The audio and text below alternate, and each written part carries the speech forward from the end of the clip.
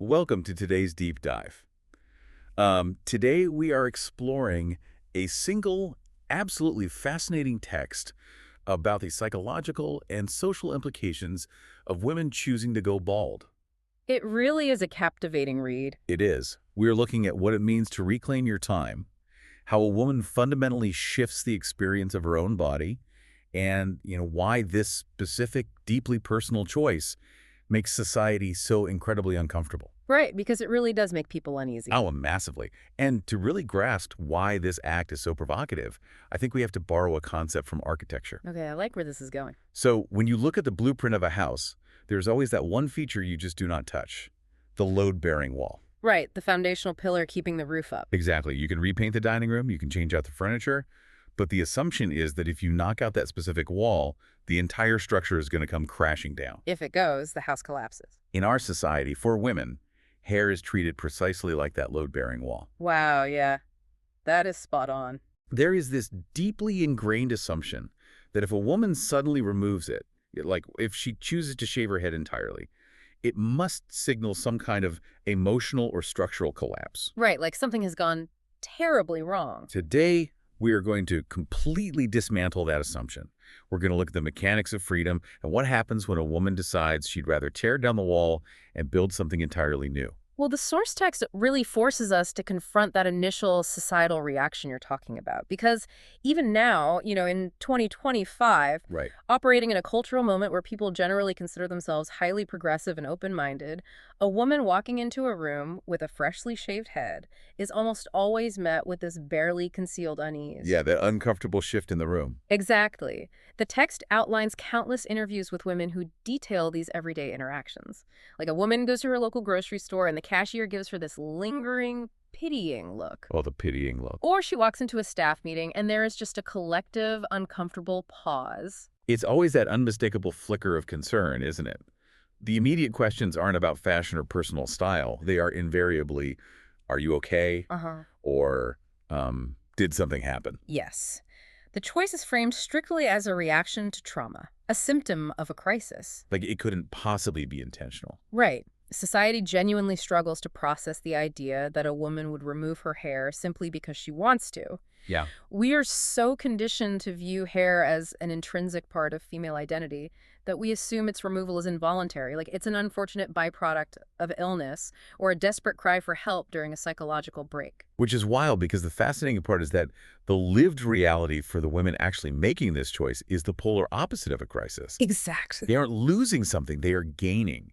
And the sources highlight that this empowerment starts immediately with the raw physical sensation. The sheer sensory shift is described in the text with such vivid detail. I mean, we read accounts of women feeling the coolness of the air on their scalp for the very first time. Oh, I can only imagine. And the absolute cleanness of it, feeling rain directly on their skin without it ruining their day. Right. But crucially, the most immediate sensation is the profound relief of escaping what used to be a relentless daily morning routine. It's just a grind. We are talking about 20 to 40 minutes minimum suddenly given back to them every single morning. That morning routine is an absolute grind. And the text uses a phrase for this that has been stuck in my head ever since I read it.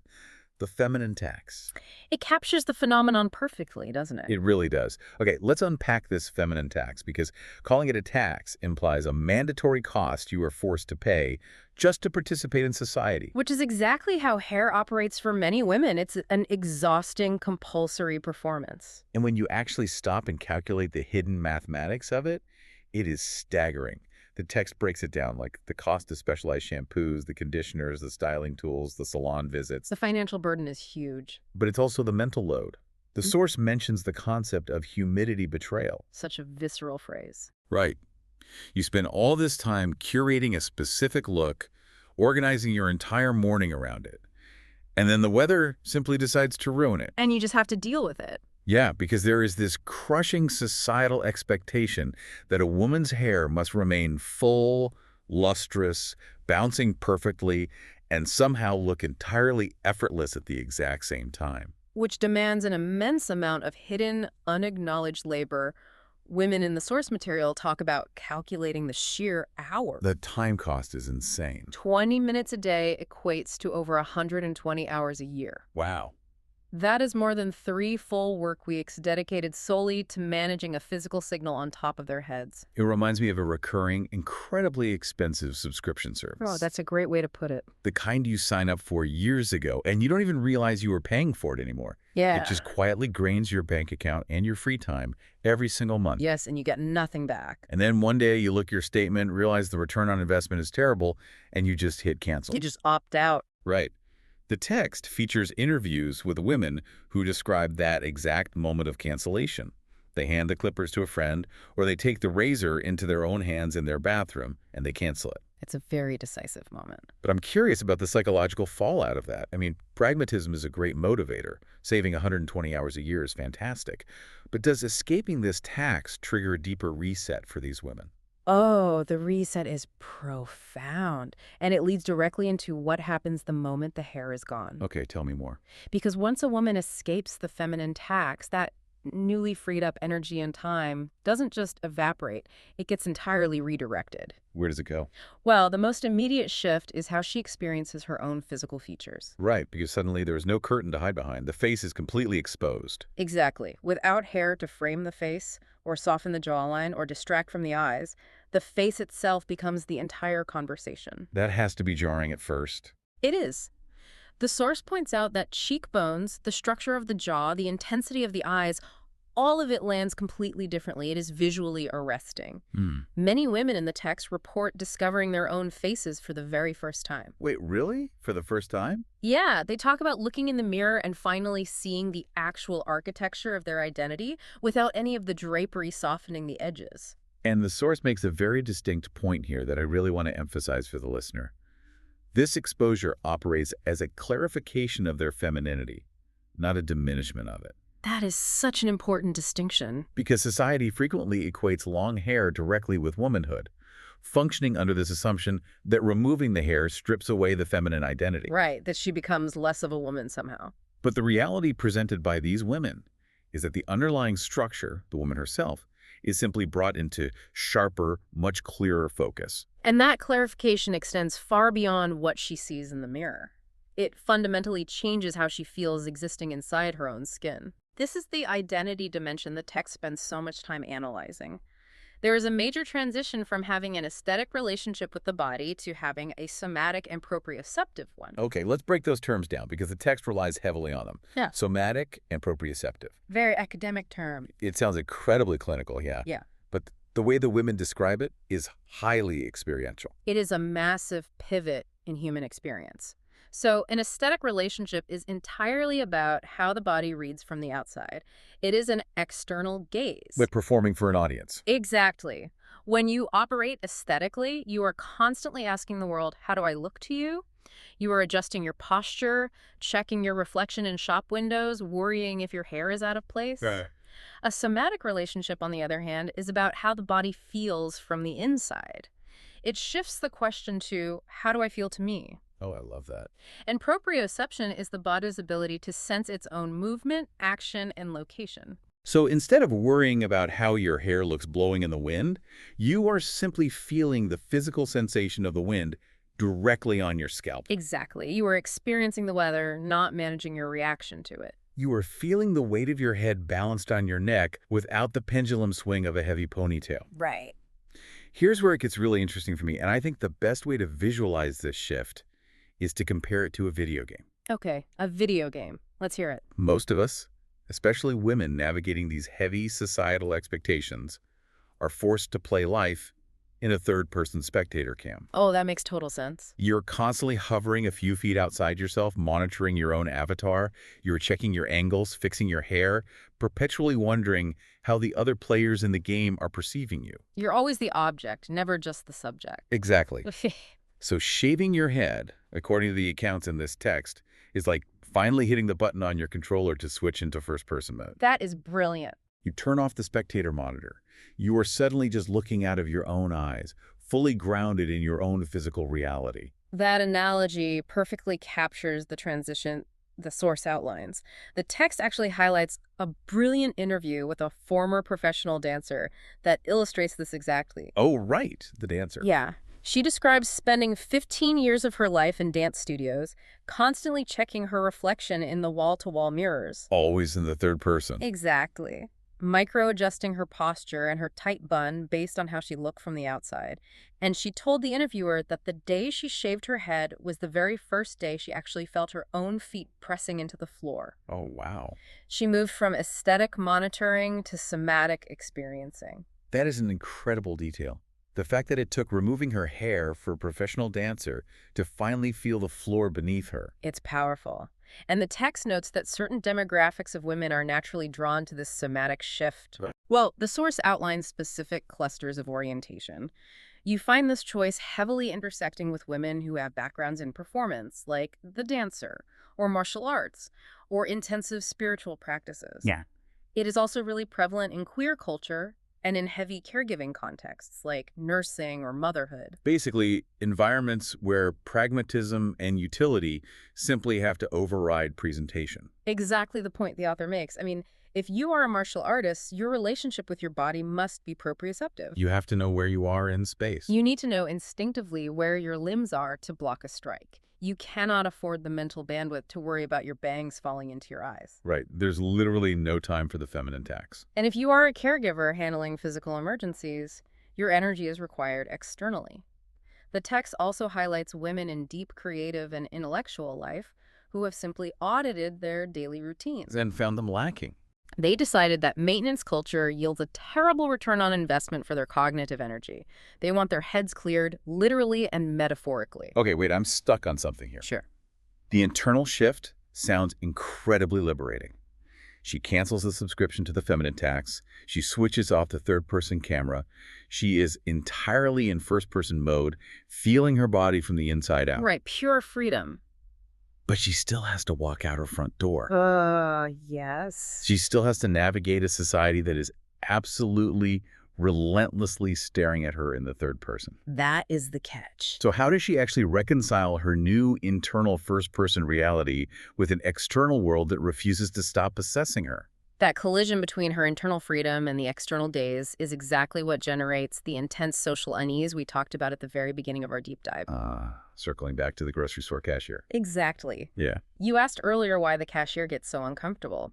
To understand the mechanics of that discomfort, we have to look at the immense cultural and historical weight that hair carries. It's never just hair. Historically, culturally, across almost every civilization, a woman's hair has never just been hair. It has functioned as a highly complex signaling system. The source lists the signals out, right?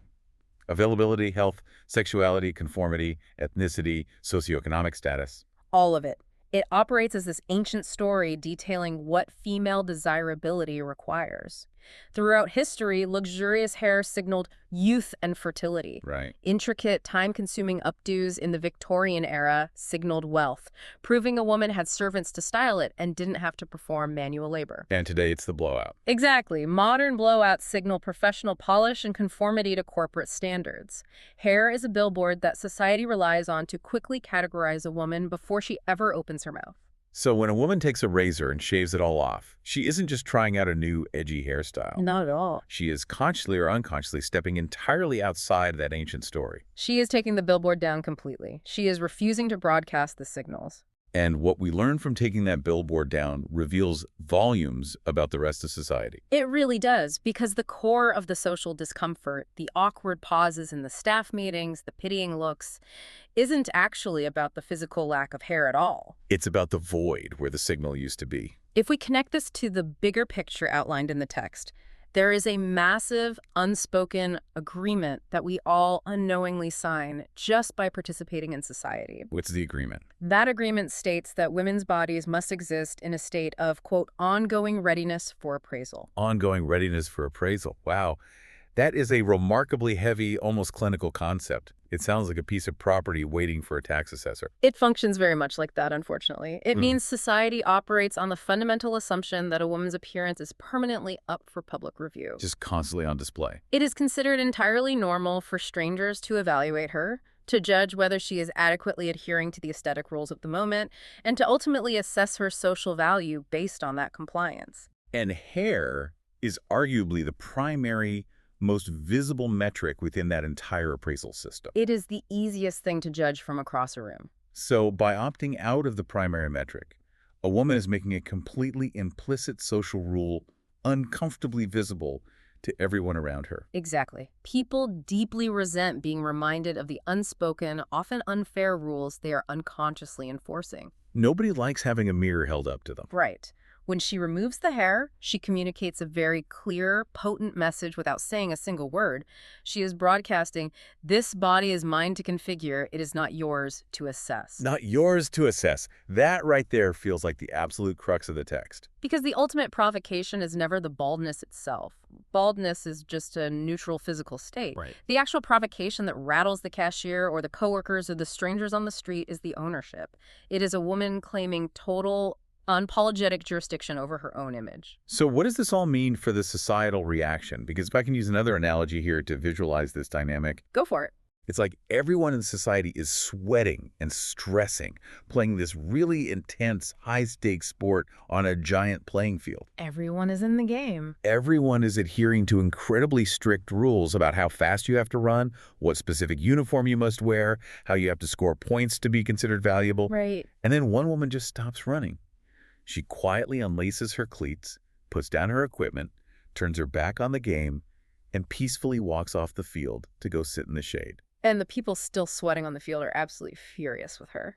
Because her peaceful exit forces them to realize that maybe they don't have to be playing this exhausting game either. Yes. It is infuriating to the people still agonizing over the rules because her mere existence off the field proves that the rules are voluntary. The game is optional. That captures the societal frustration beautifully. Her freedom highlights their confinement. Exactly. They project a crisis onto her, asking, "Are you okay?" Because the alternative is asking themselves why they are still running themselves ragged on the field. It's easier to think she's sick than to admit they are trapped. Precisely. And for the women making this choice, that total ownership translates to pure freedom. The text makes it clear they aren't shaving their heads to upset anyone. Wow. They're simply prioritizing their own somatic reality, like the feeling of the sun on their skin or the extra 120 hours a year over society's aesthetic demands. It is an incredibly powerful reframing of the entire narrative. As we wrap up this deep dive into the text, I think it's vital to reinforce the intellectual and emotional journey we've just unpacked for the We listener. covered a lot of ground. We did. Because once you understand the mechanics of this choice, it fundamentally changes how you view a woman with a shaved head. It moves the act entirely from a place of perceived weakness or vulnerability to a place of undeniable radical strength. We started by looking at the societal assumption that a woman going bald is a reaction to a crisis, a literal load-bearing wall collapsing under pressure. But the sources overwhelmingly prove that this is an intellectual, empowering act of freedom. It is a strategic move towards self-ownership. Then we examined the reality of the feminine tax and the immense relief of escaping an exhausting, expensive daily performance just to meet a baseline societal standard. Saving those 120 hours. Exactly. We explored that incredible transition from the aesthetic to the somatic. The shift from turning off that third-person spectator cam, giving up the anxiety of the external gaze, and finally getting to live in your own body in first-person mode. Moving from asking, "How do I look?" to "How do I feel?" And finally, we dug into the root of the discomfort, the realization that society relies on an invasive appraisal system, and that taking down the billboard of hair is a radical rejection of that system. It is claiming absolute ownership over a body that the world feels entitled to evaluate. So for you listening right now, I want you to really think about this dynamic in the context of your own daily life. It's a great exercise. Think about how much of your own energy, your time, your finances, your mental bandwidth goes into maintaining certain signals solely for the benefit and appraisal of others, rather than for your own comfort or utility. It is a vital, revealing audit we all need to conduct, regardless of our gender, our background, or our personal choices regarding appearance. Which leads to a final, lingering question I want to leave you to ponder long after this deep dive ends. What's the question? If hair is just one of the primary signals in this exhausting societal appraisal system, what other invisible taxes or bodily signals are we paying into every single day without even realizing it? Oh, that's a big one. And what would actually happen if society collectively decided to just knock out those load-bearing walls, too? We might just find out that the structural integrity of the house was never dependent on them in the first place. Thanks for joining us on this deep dive.